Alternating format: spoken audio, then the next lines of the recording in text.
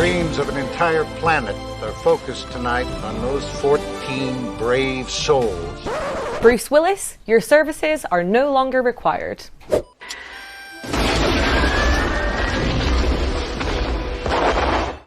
NASA last week managed to crash a spacecraft into an asteroid 6.8 million miles from Earth.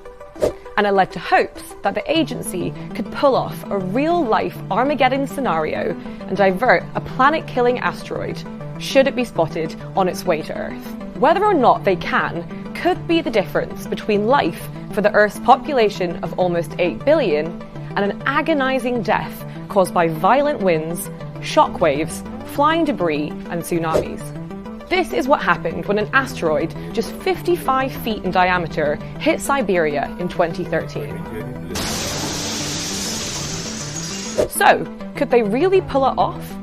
NASA launched its DART spacecraft on one of Elon Musk's SpaceX rockets last November, targeting an asteroid 6.8 million miles from Earth. That's somewhere well beyond the Moon's orbit, but closer than our nearest neighbouring planet, Mars. It took almost a year for DART to reach the asteroid known as Dimorphos, which is travelling on a harmless orbit around the Sun. Dimorphos itself is orbiting a larger asteroid called Didymos, and NASA hoped that the force of the collision would slow its orbit, proving that an asteroid headed for Earth could be diverted. The space rock is about 525 feet in diameter, shown here in comparison to the Colosseum, and if it hit Earth, would produce a crater over 1 mile wide and over 1,200 feet deep.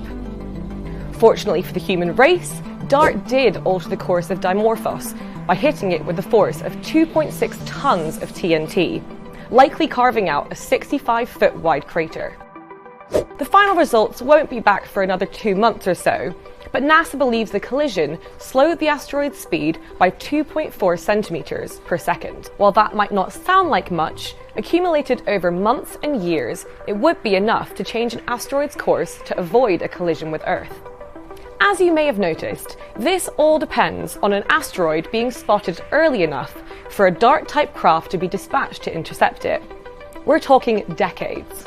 Because the change in an asteroid's orbit is small, the space rock needs to make a few loops of the Sun to build up a large enough difference from its original impact position on Earth. NASA tracks millions of asteroids in the solar system, and none of them are on track to hit Earth. But scientists have only catalogued about 40% of the asteroids out there. That means one could suddenly appear out of the blue. And if an asteroid headed our way is big enough, such as the dinosaur-killing asteroid, which measured a whopping 6.2 miles in diameter, a spacecraft collision may not be enough. One of these generally heads our way once every few million years. Then it could be time to get out the nuclear weapons, but Bruce Willis's services are still not required. NASA believes the best tactic would be to detonate a nuclear weapon a few hundreds of meters away from the asteroid. It's hoped that would divert the asteroid by superheating part of its surface. The more conventional approach of nuking the asteroid directly could just create a storm of deadly smaller asteroids or fail to achieve any diversion at all. Blowing up a 600-foot asteroid would require a bomb 200 times as powerful as Hiroshima in 1945.